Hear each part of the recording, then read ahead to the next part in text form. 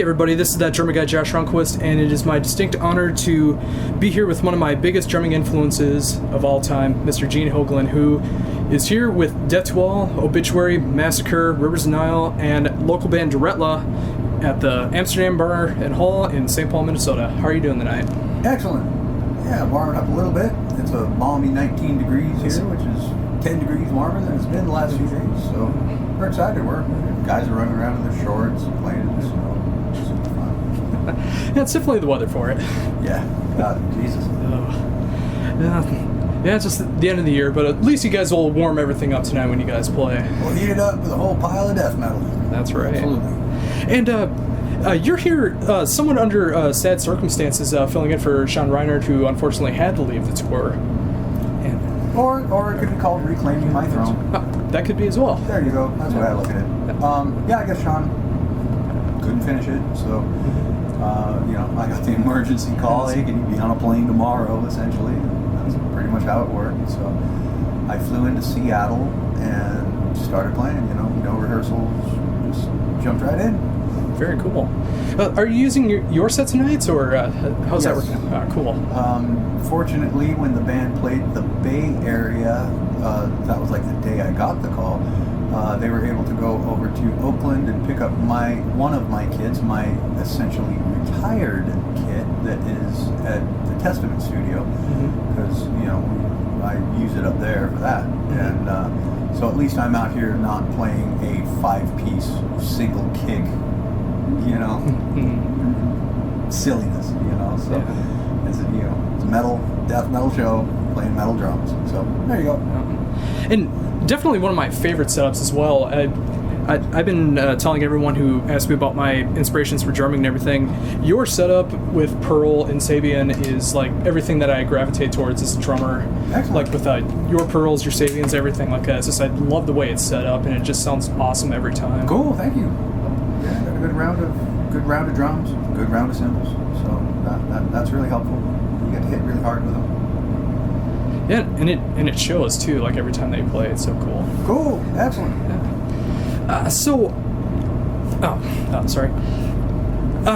With being with to Dethklok and everything, did anything else have to be sidelined for the time being, or did you just have all this time off before you work on something else? No, I'm still working while I'm out here, actually, writing the new Dark Angel record. Oh, very nice. Yeah, and also writing the New Testament album.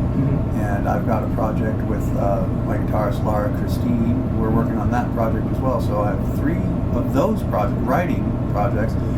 Also in the process of doing my DVD, and I have to physically be there. My DVD is getting edited as we speak, and it's getting to the down to the nitty gritty or whatever. I need to physically be there to lay a voiceover track over it. That is getting postponed until after this tour, which kind of sucks because I was hoping to get my DVD out before Christmas, but essentially it doesn't. That's not looking too good. But it's something I need to physically be in the editor's dock with, watching it while doing the voiceover to it. So that's a shame. But everything's still going to keep pressing forward. Yeah, it's something to definitely look forward to in 2015, though. Absolutely. Yeah, I love the first DVD so much. I watch that all the time. I've learned a lot of great tips and everything from what you do, and I'm definitely looking forward to the second DVD. Sweet. What are you going to be covering in the second DVD that's not on the first DVD? Well, I'm going to leave that for a little while longer, and everybody's going to know. I'm going to start doing some real super press on that, and everybody will know. But it's I'll tell you, the quality of this is so much higher than the first one. A huge amount of cameras were used, and all really good, filmed in HD and all that. The sound's going to be way better, but until I get it done, I'm going to hold off chatting about it. Oh, nothing wrong with that. It's a good thing to look forward to in the future. Thanks. The first thing you mentioned about what you're continuing to work on with Dethklok is brand new Dark Angel material, which I've been looking forward to for so very long. Awesome. Is that going to be a 2015 release for I Dark would Angel? imagine, yeah. Very We're cool. recording that pretty soon, so hope to get that out in 2015. And we have lots of areas that we can explore in terms of either signing with a label or doing something else with it. So, but the material's coming along great. It's really aggressive and heavy. Just sounds like Dark Angel. I would expect nothing less. Awesome. Can't wait for it. Cool, man. And of course, with all the many different projects that you've been a part of, what's going to be more of your main focus in 2015? Well, I guess, those three acts that I mentioned will be definitely a main focus, and the DVD. If there's going to be some downtime or something, I might, be able to squeeze in a few Gene Hoglan experiences around the planet or whatever. And those are the main situations right now. There's always, of course, Dethklok. There could be another season. I don't know. There could be another record. I don't know. But if there is, I'm down for that too. Oh, very cool. Yeah. So, well, again, with like all the different projects that you're part of, and getting called in to do Dethkwall for this tour, I've noticed that you can learn songs very fast in comparison to other people who just get called in right away. How are you able to manage to be able to do that? Well, I suppose a lot of times it's really just repetition. If I get somebody to send me their set and I have a day to learn it, I can do that. It doesn't take me long to learn something set, and with it's pretty easy because we just did this same round 2 months ago in South America, so the muscle memory is still there. It's the set list is essentially the same. So, okay, I remember it, and there was no time to do any rehearsing or anything like that. We got like a 3-song sound check the day of the show, sort of thing. And that's fine. Our first rehearsal essentially was in Seattle, on stage. But that's fine. It all came back really quick.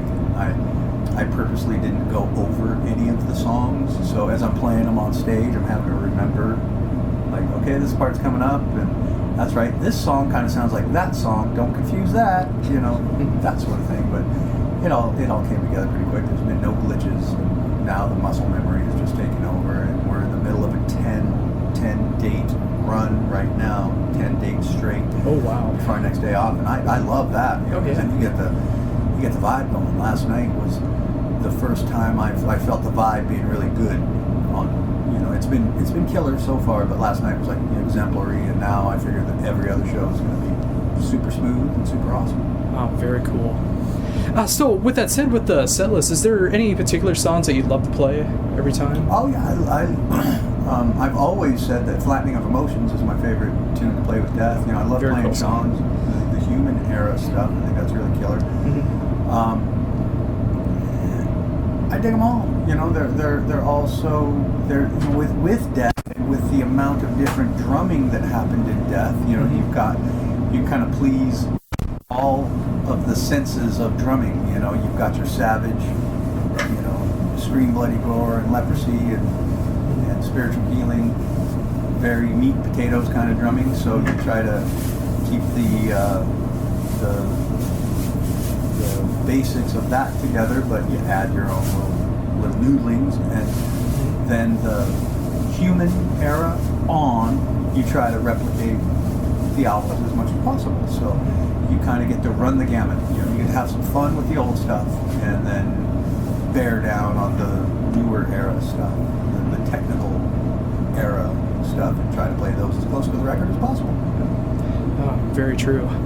And with that though, does it mess with you at all, when the set list's going on, going from the old school Death to the latter era of Death, or does it just feel completely natural? It's all the same. Yeah. It's all natural. There's the biggest challenge I've had over the last couple of years is trying to, for instance, play the Dark Angel material close to the way it was back then. 'Cause I recorded that record. That was my first album I ever recorded. Darkness Descends. I was 18 when we recorded it.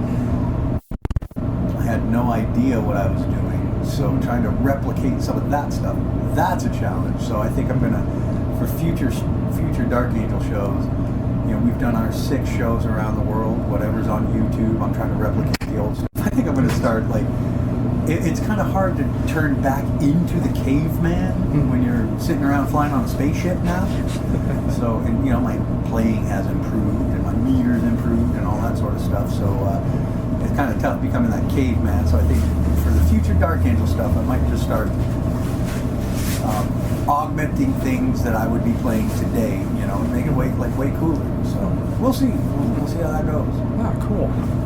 So going back into the Dark Angel material, do you ever feel the need to change your setup at all for anything like that, or do you feel comfortable playing the setup that you have now for everything that you do? My setup changes from project to project. For instance, I started using an X hat when I was playing in Fear Factory because they had a lot of that disco beat kind of thing, and I can't cross over because I'm a left-handed lead. So if I'm trying to play a crossover beat on my a disco type beat on my hi-hat, I have to do this big widening out of my right hand, and that doesn't work. But if I have the X hat up there, then it's keep both hands on the hi-hat. And with Death, for instance, there's a lot of crossover stuff with them, but I have to do kind of a paradiddle to do it. So I got the right hand coming down. It all sounds like you're going, but you're playing it in a paradiddle style. So that's how my right hand's able to do it. With Dark Angel, I've got a brand new kit now. It's a Master's Custom. Oh, nice. And I added a 10-inch tom to that, and I've been using the 10-inch tom with Dark Angel. I use the X hat quite a bit with Testament, so Testament might end up getting the 2-tom setup because the X hat goes where the 10-inch tom goes. So there's some playing around, and it makes everything fresh and fun for the drummer anyway. I've got a 10-inch tom to play with today. Okay, well tomorrow you have an X hat you got to use a lot, so that's pretty fun. Yeah. And again, that's just another thing I really admire about you is being able to go from project to project, using different setups and playing different styles, and thanks. Always making it sound natural. Cool. I've always tried to inspire that in my own playing as well. If I ever get called to do different projects, to be able to do that. So that's fun. Yeah, absolutely. Again, with the Dark Angel material, are you personally writing any riffs for it, or is this the entire band? Or so far it's myself and Jim Durkin writing everything, and I'm writing lyrics and writing riffs. And when I'm done here, I'm going to be going in there and grabbing Max's guitar, and Max just got a new ESP that is his backup, so I'm going to take his backup and start doodling on that for a little bit. I'm just trying to get work done every day, so I'll probably take it to the back lounge. I've got my little amp on my phone and on my iPad, so I'll just probably plug into that and just start riffing away for a while. Oh, very cool. And if I write some riffs for Testament, we'll see how that goes. Eric, my last time with him, he's like, you got any riffs you want to throw our way? Okay, well, I'll go through the stockpile of what I've got and see what might be Testament worthy or something. Like with Dark Angel, that's the easiest thing in the world to write. Just write evil, savage, awesome technical riffs. And trying to write for a Testament, I would have to kind of get into their vibe and see what their approach is, So, but Eric said, hey man, send me some riffs if you got them. I usually filter everything through Jim Durkin from Dark Angel first. He's just kept everything that I've sent him. There's been a couple of riffs I'm like, this might be a Testament riff. Nope, that's ours now. So there you go. No, awesome. Going into Testament, has there been any finalized songs for the new album yet, or is it just riffs at this point? Well, let's see. I think the band has 5 songs together for the next one so far, and those are getting closer and closer to being complete. They each of these 5 songs have a beginning, have an ending. Now it's just a matter of finessing the middle parts. Like, hey, do we play that part 4 times or 2 times, or double it, or maybe we take that riff and put that over here, sort of thing. Now the arrangement is happening, but and the New Testament material's badass. It's killer. It's good shit. And Testament fans are gonna be like, fuck yeah! If these 5 songs all make the cut, then people will be like, shit, they mean business on this record. So that's cool. Awesome. Yeah, it's heavy. fast. A lot of thrash stuff, so that's cool. Yeah. Without trying to give too much away, is there anything you can compare the New Testament songs like in the back I know catalog? that their approach, and this has been stated in the press. You know, they kind of want to have they want to go back to their the Gathering kind of vibe, and I can see that.